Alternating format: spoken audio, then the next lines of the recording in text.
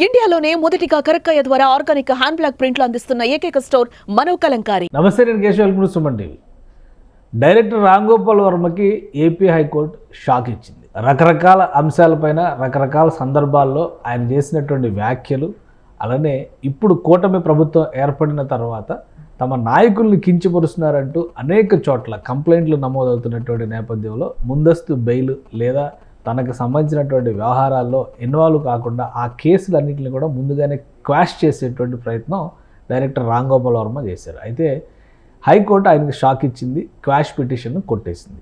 So తర్వాత పరిణామాలు ఏ విధంగా ఉంటాయి, ఇండస్ట్రీ పైన దీని ఎఫెక్ట్ ఏమైనా ఉంటుందా, ఈ అంశాలను విశ్లేషించేటువంటి ప్రయత్నం చేద్దాం. మనతోపాటు సీనియర్ జర్నలిస్ట్, ఫిలిం క్రిటిక్ ప్రభు గారు ఉన్నారు. ప్రభు గారు నమస్కారం. నమస్తే. రామ్ గోపాల్ వర్మ గారు ఆల్రెడీ మనం డిస్కస్ చేసాం. అటు వర్మ, ఇటు పోసాని కృష్ణమురళి, శ్రీరెడ్డి, ఇట్లా వరుస పెట్టి చాలా కేసులు నమోదైన, దాదాపు ఒక 70-80 కేసులు గత వారం రోజుల్లోనే నమోదైనాయి అనేది వస్తుంది. సో వర్మ గారు ముందు జాగ్రత్తగా ఓ ప్రయత్నం చేశారు. ఏపీ హైకోర్టులో పిటిషన్ వేసుకున్నారు, క్వాష్ చేయాలనేటువంటి విజ్ఞప్తి చేశారు. ఈ కేసులన్నింటినీ కూడా ఇన్వెస్టిగేషన్ లేకుండా కొట్టేయమని. సో కోర్టు ఆయనకు షాక్ ఇచ్చింది అనమాట. ఇది షాకేనా? డెఫినెట్గా షాక్. ఎందుకంటే గతంలో రామ్ గోపాల్ మీద చాలా కేసులు బుక్ అయినాయి. చాలా సందర్భాల్లో, చాలా విషయాల్లో, చాలా దురుసుగా అతను మాట్లాడినటువంటి సందర్భాల్లో కానీ, ఆడవాళ్ళు పెట్టిన కేసులు కానీ, బాంబేలో కానీ, ఎక్కడ కానీ బోల్డ్ కేసులు అయినాయి. కానీ ఎప్పుడు కూడా ఏ కేసు తాలూకు ఇదిని కూడా అతను సీరియస్గా తీసుకోలేదు. అప్పుడు ఉన్నటువంటి తమకు సానుకూలంగా ఉన్నటువంటి పరిస్థితుల నేపథ్యంలో వాటిని లెక్క కూడా చేయలేదు, అసలు కేర్ కూడా చేయలేదు. కానీ ఈ రోజున పరిస్థితి మారిపోయింది. ఈ మారిపోయిన పరిస్థితుల నేపథ్యంలో బుక్ అవుతున్నటువంటి కేసులు కానీ, వీటి మీద ప్రభుత్వం తీవ్రస్థాయిలో స్పందించడం అనేటువంటిది, ఈ న్యాచురల్గా చట్టం తన పని తాను చేసుకుపోతుంది అనేటువంటిది. అరెస్ట్ చేసే ఛాన్సెస్ ఉంటాయా? డెఫినెట్గా ఉంటాయి కదా. రేపటి రోజున మద్యపాడు పోలీస్ స్టేషన్కి వెళ్ళిన తర్వాత నోటీసులు ఇచ్చారు. పోలీస్ స్టేషన్లో అటెండ్ అవ్వమన్నారు. అటెండ్ అయిన తర్వాత న్యాయస్థానం ముందు ప్రవేశపెట్టడం, న్యాయస్థానం 14 రోజులు రిమైండ్ అనటం, ఇవన్నీ న్యాచురల్గా జరిగిపోయేటువంటి పరిణామాలు. ఒక నెల రోజులు లోపల వేసేస్తారు, ఉండొచ్చు, ఛాన్సెస్ ఉండొచ్చు. కానీ అంటే ఒకటి, ఇప్పుడు లాస్ట్ 10 రోజుల నుంచి చూస్తున్నాం మనం వరుసగా కంప్లైంట్లు అనే డిస్కషన్. ఒక వర్మకు మాత్రమే నోటీసులు ఇచ్చారు. శ్రీరెడ్డి ఎక్కడుందో కూడా తెలియట్లేదు, ట్రేస్ చేస్తున్నాం. ఎందుకంటే ఆమె అకౌంట్స్ డిలీట్ చేసుకున్నారు, ఫేస్బుక్లో లేరు, ఇట్లాంటివన్నీ చెప్తున్నారు పోలీసులు. క్షమాపణ లెటర్లు ఆమె రిలీజ్ చేసుకుంది, ఇవన్నీ నడుస్తున్నాయి. రామ్ గోపాల్ వర్మ దీనికి భిన్నంగా న్యాయ ప్రక్రియలోకి వెళ్ళేటువంటి ఒక ప్రయత్నం చేశారు. ఎందుకంటే పోసాని కృష్ణమురళి కూడా నా మీద నన్ను ఎలా అరెస్ట్ చేస్తారు అంటున్నారు. కానీ ఇంకా ఆయనకి ఏమో నోటీసులు వెళ్ళలేదు కాబట్టి ఇంకా ప్రస్తుతానికి ఆయన కొంత కూల్గా ఉండొచ్చు. ఏ క్షణమైనా ఇవాళ వచ్చి రేపు వచ్చి అది చెప్పలేము. బట్ రామ్ గోపాల్ వర్మకి నోటీసులు ఇచ్చారు. సో నోటీసులు ఇచ్చారు కాబట్టి న్యాయ పోరాటానికి వెళ్ళాడు. అసలు ఏంటి కారణం ఏంటి, ఎందుకు ఇంత రామ్ గోపాల్ వర్మని టార్గెట్ జరిగింది? దేశవ్యాప్తంగా పేరున్నటువంటి డైరెక్టర్, ఒకప్పుడు గొప్ప దర్శకుడు, గొప్ప క్రియేటివ్ లెజెండ్ అని అనుకునేవాళ్ళు. సో ఇప్పుడు కాంట్రవర్షియల్ లెజెండ్ కింద మనం ట్రీట్ చేయొచ్చు ఆయన్ని. క్రియేటివిటీ, ఆయన యాక్సిడెంటల్ డైరెక్టర్ అని ఆయన చెప్తాడు కదా, నా హిట్లన్నీ యాక్సిడెంట్స్ అంటాడు కదా. సో మీరు కూడా ఒక సినిమా తీశారు రాంగ్ గోపాల్ వర్మ అని. ఒకసారి ఆయన మైండ్ సెట్ని డీకోడ్ చేసి చూస్తే ఇప్పుడు ఉన్నటువంటి సిచ్యుయేషన్స్లో అసలు న్యాయ ప్రక్రియకి వెళ్ళడము, ఈ అంశాలన్నీ ఆయన ఒక భయపెడుతున్నటువంటి సందర్భాల్లో అనుకోవచ్చా? మొత్తం ఆయన ట్రాక్ అంతా చూసిన వ్యక్తిగా మీరు ఏం చెప్తారు? అంటే భయపడటమా ఏంటనేటువంటిది కదా, రాబోతున్న ప్రమాదాన్ని నివారించుకోవడానికి ఎవరైనా ప్రయత్నించాలి కదా. తనకు నోటీసులు వచ్చింది, నోటీసుల తర్వాత నెక్స్ట్ స్టెప్ ఏంటి, తర్వాత స్టెప్ ఏంటి, అది కళ్ళ ముందు కనిపిస్తున్న నేపథ్యంలో మరి హైకోర్టుకి వెళ్ళటం, కానీ హైకోర్టుకి వెళ్ళిన తర్వాత అక్కడ నుంచి చొక్కెదురైన తర్వాత రేపు ఎట్టి పరిస్థితుల్లో అటెండ్ అవ్వాల్సిందే కోర్టులో. మరి ఇవన్నీ కూడాను భయపడలేదా అనేటువంటిది అనవసరం. చట్టం తన పనిచేసి తీసుకెళ్తుంది, దాన్ని ఎలా ఆపుకోవాలనేటువంటి ప్రయత్నం తను చేయాలి. ఆయన మైండ్ సెట్ ఒకటి ఉంటుంది కదా, నేను ఏది చేసినా నేను కరెక్టే అనే ఫీలింగ్లో ఉంటాడు కదా.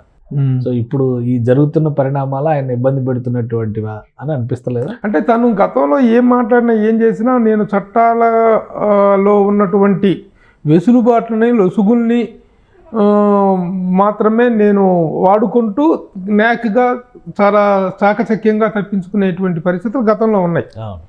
అందుకు అనుకూలమైనటువంటి పరిస్థితులు కూడా ఉన్నాయి.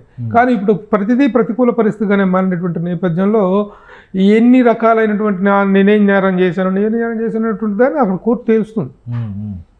నేను నేరం చేసా, ఆ రోజున ఎలాంటివి పెట్టారు, ట్వీట్స్ అన్నీ కూడా కళ్ళ ముందు కనిపిస్తూనే ఉంటాయి. ఆయన పెట్టినటువంటి ట్వీట్స్ ప్రతి ఒక్కళ్ళని గిల్లుడు గిచ్చుడు గొరుకుడు గోకుడు అందరితోటి సున్నం అందరితో సున్నం అనేటువంటిది కనిపిస్తూనే ఉంది. ప్రతి ఒక్కళ్ళతో సున్నం పెట్టుకొని వాళ్ళంటూ లేరు ఇండస్ట్రీలో అనేటువంటి స్థాయిలో ముఖ్యంగా ఒక సందర్భంలో అయితే విపరీతంగా చెలరేగిపోయినటువంటి సందర్భం. ప్రతిరోజు రామ్ గోపాల్ వర్మ ట్వీట్స్ అనేటువంటి ఒక రెగ్యులర్ స్ట్రీమ్ లాగా ప్రవాహం లాగా వెళ్ళిపోయినటువంటి సందర్భం ఉన్నాయి. తీసిన సినిమాలు అలాగా ఉన్నాయి, చేసిన స్టేట్మెంట్స్ అలాగే ఉన్నాయి. వంగవీటి అనేటువంటి సినిమా తీస్తూ ఆ రోజున విజయవాడలో విపరీతమైనటువంటి నిరసనలు జరుగుతూ ఉంటే దేవినేని నెహ్రూ ఇంటికి వెళ్ళిపోయి లంచ్ చేయటం, అక్కడ నుంచి వంగవీటి రాధా ఇంటికి వెళ్ళిపోయి టీ తాగటం, అది ఊర్లో ఒక కమోషన్ క్రియేట్ చేయటం, ఒక పబ్లిసిటీని విపరీతంగా ప్రమోట్ చేసుకుంటే తనకుండే టాక్టిక్స్లు తనకున్నాయి. అవన్నీ సంచలనాలు క్రియేట్ చేసి ఇక మీడియా కూడాను. నేను ఇప్పుడు 15 ఏళ్ల కింద ఒక టీవీ ఛానల్లో ఇంటర్వ్యూ ఇస్తే 15 years బ్యాక్ రామ్ గోపాల్ వర్మ గురించి మీరు ఎలాగే అడుగుతుంటారు, నేను ఇలాగే చెప్తుంటాం మేము హోటల్లో, కానీ అతనిలో మార్పు అనేటువంటిది కానీ అతనిలో ఒక ఇదైనటువంటిది వస్తుంది, పరివర్తన అనేది వస్తుంది అనేటువంటి అది తెలియదు. Even after 15 years also will talk the same topic అని చెప్పడం జరిగింది. కాబట్టి తన ధోరణి అనేటువంటి కదా. అయితే ఇప్పుడు ఎలక్షన్స్ రిజల్ట్స్ వచ్చి కొత్తగా కూటమి ప్రభుత్వం ఏర్పడిన తరువాత మాత్రం ఇక నేను రాజకీయ చిత్రాల జోలికి వెళ్ళను, వ్యూహం సినిమా రిజల్ట్స్ చూసుకున్న తర్వాత అని చెప్పడం జరిగింది. కానీ వ్యూహం సినిమా గురించి ఆయన చేసినటువంటి ఆ సినిమా తీసినటువంటి విధానం పైన కంప్లైంట్లు ఒకటైతే, ఆ సినిమా ప్రమోషన్లో భాగంగా ఈయన చేసినటువంటి ట్వీట్లు, అవును, పవన్ కళ్యాణ్ గారిని కానీ చంద్రబాబు నాయుడు గారిని వాళ్ళ కుటుంబాలను కానీ ఇవన్నీ కూడా టార్గెట్ చేస్తూ ఆయన మాట్లాడాడు. అందుకని ఇప్పుడు యాక్చువల్గా దొరకట్లేదు ఆయన జూమ్ ఇన్ దీనిలో చాలా వరకు అది ట్వీట్లు దొరకాలి, అవి చాలా వరకు కనబట్టలేదు. మరి ఒకసారి వెనక్కి వెళ్ళి సెర్చ్ చేయాలి అవన్నీ కూడా. సో వాటి పర్యవసానమే ఇదంతా జరుగుతుందని అనుకోవాలి. డెఫినెట్గా ఇప్పుడు యాక్చువల్గా తెలుగుదేశం పార్టీ అధికారంలోకి వచ్చి 5 నెలలు 6 నెలల దగ్గర కావస్తుంది. ఈ 6 నెలల కాలంలో ఈ 5 సంవత్సరాల గత 5 సంవత్సరాల కాలంలో జరిగిన తాలూకు వ్యక్తులు మాట్లాడిన తాలూకు చేసినటువంటి అక్రమాల తాలూకు వీటన్నిటి మీద తెలుగుదేశం చాలా తీవ్ర స్థాయిలో ఇన్స్టెంట్గా స్పందిస్తుంది. కూటమి చాలా ఇన్స్టెంట్గా, ముఖ్యంగా పవన్ కళ్యాణ్, చంద్రబాబు నాయుడు, లోకేష్ వీళ్ళు ముగ్గురు కూడాను చాలా తీవ్ర స్థాయిలో ధ్వజమెత్తుతారు అనేటువంటిది ఇంకా లేట్ అయిపోయింది అనేటువంటి అసంతృప్తి కూటమి వర్గాల్లో కనిపిస్తుంది. కానీ కామ్గా ఒకవైపు అడ్మినిస్ట్రేషన్ మీద కాన్సన్ట్రేట్ చేసుకుంటూనే ఆ రోజున హద్దులు దాటిన వాళ్ళందరి మీద చర్యలు తీసుకునేటువంటి దానికి ఉపక్రమిస్తుంది కూటమి ప్రభుత్వం. అందులో ఆ చర్యలో భాగమే ఇప్పుడు ఈ నోటీసులు కానీ రేపు జరగబోయే పరిణామాలు కానీ. ఇంకా నెక్స్ట్ స్టెప్ రామ్ గోపాల్ వర్మకి ఏముండొచ్చు ఆప్షన్? లీగల్గా అయితే అన్ని ఆల్మోస్ట్ హైకోర్టు రిజెక్ట్ చేసిందంటే మళ్ళీ వెళ్తే సుప్రీంకోర్టుకి వెళ్ళొచ్చు. సో ఆయన న్యాయ పోరాటం చేసే అవకాశం ఉంటుందా? రేపు నోటీసులకి ఫేస్ చేయాలి కదా, అటెండ్ కావాలి కదా ఆయన విచారణకు కూడా. విచారణకు అయ్యేటువంటి అవకాశం ఎవరు చట్టానికి అతీతులు గారు కదా.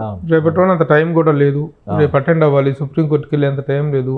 ఆ నోటీసుల ప్రకారం రేపు వెళ్లాల్సిన పని ఉంటే వెళ్తే జరిగేటువంటిది న్యాచురల్గా జరిగిపోతుంది. అంటే ఇంతమంది శత్రువుల్ని తెచ్చి పెట్టుకున్నా కానీ ఆయన వైఖరిలో కానీ ఆయన పద్ధతిలో కానీ మార్పు రాకపోవడానికి కారణం ఏంటి? అది అంతేనా? అంతే. మొదటి నుంచి కాదు. మొదట్లో రామ్ గోపాల్ వర్మ అంటే నిజంగా మీరు నేను ప్రతి ఒక్కళ్ళం కూడా రామ్ గోపాల్ వర్మని ఒక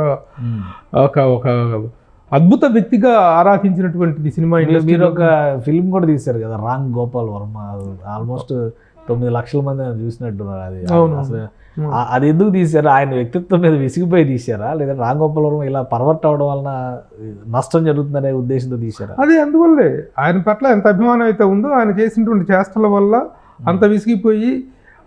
ఎందుకంటే ఆ రోజుల్లో ముఖ్యంగా పవన్ కళ్యాణ్ 2 చోట్ల ఓడిపోయిన నేపథ్యంలో ఈయన ఒక సినిమా తీశాడు. తన మీద ఓడిపోయిన నేపథ్యం చాలా అవహేళన చేస్తూ, చాలా గేలి చేస్తూ సినిమా తీశాడు. సినిమా తీసినప్పుడు నేను ఎందుకు ఇంత అవహేళన చేయాల్సిన అవసరం ఏముంది? ఇది కాకుండా కొన్ని సందర్భాల్లో శ్రీరెడ్డి అనేటువంటి అమ్మాయి అక్కడ ఇది చేసుకుంటే ఆ అమ్మాయిలో నాకు ఝాన్సీ లక్ష్మీబాయి కనిపించిందని చెప్పేసి స్టేట్మెంట్ ఇచ్చాడు. తర్వాత ఆ విషయంలో ఆ అమ్మాయిని ప్రేరేపించింది నేనే. ఒక రకంగా ఇది కాదనమాట. ఇన్నేళ్ళు మరి బాగానే నెట్టుకొచ్చారు. ఇవన్నీ జరుగుతున్న నేపథ్యంలో నాకు కడుపు అంటే నేను ఒక సినిమా తీసాను. This is not the way. ఇండస్ట్రీలో ఉంటూ ఇండస్ట్రీని వ్యక్తిగా ఉంటూ ఇండస్ట్రీ ప్రతిష్టని నాశనం చేసేటువంటి పనులు, వ్యక్తుల మీద అలాంటి వ్యక్తిత్వ హరణాలకి పాల్పడటం కరెక్ట్ కాదు అనేటువంటి తీవ్ర నిరసన వ్యక్తం చేస్తూ చాలా ఘాటైనటువంటి దీంతో నేను సినిమా తీయడం జరిగింది. రామ్ గోపాల్ వర్మ అది జరిగింది. అది అయినా తర్వాత కూడా మేము చాలాసార్లు కలిసాము, మాట్లాడుకున్నాం, ఇంటర్వ్యూలు చేసుకోవడం జరిగింది. అది అప్పటికి నా స్పందన అంతే. ఇప్పుడు ఏంటి మీ స్పందన? ఇప్పుడు నెక్స్ట్ రాఘగోపాల్ వర్మ పరిస్థితి ఏంటి? ఎందుకంటే దాదాపు ఒక 7-8 ఏళ్ళుగా చూస్తున్నాం ఆయన ధోరణి. అంటే ఒకటి ట్రివిలైజేషన్ ఆఫ్ మూవీస్, సినిమాల్ని తక్కువ చేసుకుని ఆయన తీసే కాన్సెప్ట్ని డివైడ్ చేసుకుని ఒకప్పుడు మంచి సినిమాలు తీసాడు అనుకున్నాయి, తర్వాత చిల్లర సినిమాలు తీసారనేటువంటి ఇమేజ్ కూడా ఆయన తెచ్చుకున్నారు. అది ఆయన వ్యక్తిగత పతనం, ఎవరికి అవసరం లేదు. ఇండస్ట్రీలో ఉన్న వాళ్ళు కొంతమంది మాట్లాడాలనిపిస్తే మాట్లాడేవాళ్ళు, మీలాంటి వాళ్ళు ఆవేశపడి ఆయన ఎందుకు ఇలా అయిపోతున్నాడు ఆవేదనతో తీసినటువంటి. బట్ రాజకీయాల్లో వేలు పెట్టి ఎవరి మీద పడితే వాళ్ళ మీద, వాళ్ళ వ్యక్తిగత జీవితాల మీద ఇష్టం వచ్చినట్టు సినిమాలు తీసి ఇష్టం వచ్చినట్టు భావ ప్రకటన స్వేచ్ఛ అని మళ్ళీ వాటికి పర్మిషన్స్ కూడా ఇచ్చారు. ఇప్పుడు సెన్సార్ బోర్డులో అవన్నీ ఉన్నాయి కదా.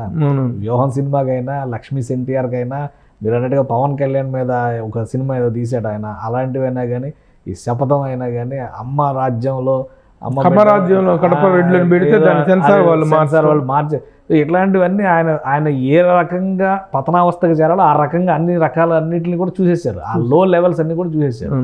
ఇప్పుడు ఏంటి మరి పరిస్థితి? ఇప్పుడు ఇండస్ట్రీ ఆయన వెనకేమన్నా వస్తుందా? ఒక గొప్ప డైరెక్టర్ అదే ఇది ఆ రోజున ఆయన అంత అరాచకమైనటువంటి ట్వీట్లు పెట్టి అరాచకమైనటువంటివి చేసిన రోజున, పనులు చేసిన స్టేట్మెంట్లు ఇచ్చిన రోజున ఇండస్ట్రీ ఆయన వెనక ఉందా?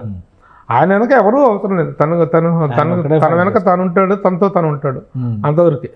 అదే కాదు, ఆ రోజున రెచ్చిపోయిన వాళ్ళందరితో కూడా ఒకసారి చూసుకున్నట్లయితే 5 సంవత్సరాల్లో ప్రవహించినటువంటి అసభ్య అశ్లీల పదజాలం అనేటువంటిది ఈ రోజున యూత్లో ఎంత ప్రభావాన్ని చూపిస్తుందంటే ఎంత చాలా దారుణమైన.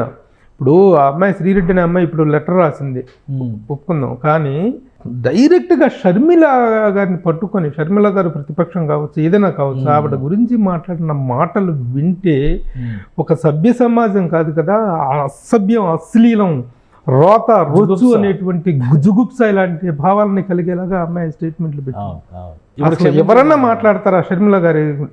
అఫ్కోర్స్ రాజకీయ విభేదాలు ఉంటే ఉండొచ్చు, అంత దారుణమైనటువంటి భాష మాట్లాడితే దాన్ని పోయి యాక్సెప్ట్ చేశారంటే అది మొత్తం ఆ విధంగా పబ్లిక్లో చలామణి అవుతున్నాయంటే ఎట్లా ఏమైపోతుంది? ఈ దుర్యోధన దుశ్శాసన దుర్వినీత లోకంలో అని ఏటూరు గారు రాసినట్లుగా ఆ దుర్వినీతి అనేటువంటిది కొనసాగింది. దాని తాలూకు ఫలితాలన్నీ ఇప్పుడు బయటకు వస్తున్నాయి. వీళ్ళందరూ ఒక్కొక్క వ్యూహానికి ప్రత్యేకలు, ఒక్కొక్క దానికి పరిణామాలకి బాధ్యత వహిస్తారు, దానికి సంబంధించినటువంటి శిక్ష అనుభవిస్తారు. ఇండస్ట్రీ వైపు నుంచి అయితే ఎవరు మాట్లాడాల్సిన అవసరం లేదు, ఎవరు వ్యక్తిగత పోరాటం వాళ్ళు చేసుకోవాల్సిందే. ఇందులో అంటే ఎవరు ఎందుకు చేస్తారు? ముఖ్యంగా రాంగోపాల్ వర్మ విషయంలో ఎవరు మాత్రం ఎందుకు వెళ్ళి చేసి చేస్తారు? ఇవన్నీ తాలూకు ఒక పర్యవసానాలు అనమాట. ఇవి ఒక లాంగెస్ట్ ఆయన దిగజారుడి తరంలో ఒక పరాకాష్ట. అరెస్ట్ చేసి లోపల వేస్తే అది చూడబోతామా? అంతే, రేపు జరిగేది అదే. దాన్ని మనం చూడటమా లేకపోతే దానికోసం మనం వెయిట్ చేస్తున్నాం అనేటువంటిది కరెక్ట్ కాదు. చట్టం అనేటువంటిది తన పని it will do its duty.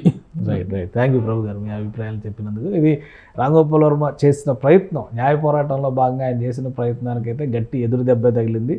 రేపు విచారణకి అటెండ్ కావాల్సిన పరిస్థితి, పోలీస్ యాక్షన్ ఏ విధంగా ఉంటుంది? ఒకవేళ ఆయన పైన వచ్చినటువంటి ఫిర్యాదులను సీరియస్గా తీసుకుని ఇమీడియట్గా అరెస్ట్ చేసినా కానీ ఆశ్చర్యపోవాల్సినటువంటి అవసరం లేదని ప్రభు గారు విశ్లేషిస్తున్నారు. ఇక సినిమా పరిశ్రమకి ఈ వ్యక్తిగతమైనటువంటి వ్యవహారాలకి ఎలాంటి సంబంధం లేదు, ఇది వాళ్ళు వ్యక్తిగతంగా చేసినటువంటి కామెంట్స్ కాబట్టి వారందరూ కూడా వ్యక్తిగతంగా ఫేస్ చేయాల్సిందే. ఇండస్ట్రీ దీన్ని పట్టించుకునేటువంటి స్థితిలో ఇప్పుడు లేదని ఆయన విశ్లేషిస్తున్నారు. ఇది special discussion. Keep watching. Suman టీవీలో మీ పర్సనల్ అండ్ బిజినెస్ ప్రమోషన్స్ కోసం కింది నెంబర్కి కాంటాక్ట్ చేయండి.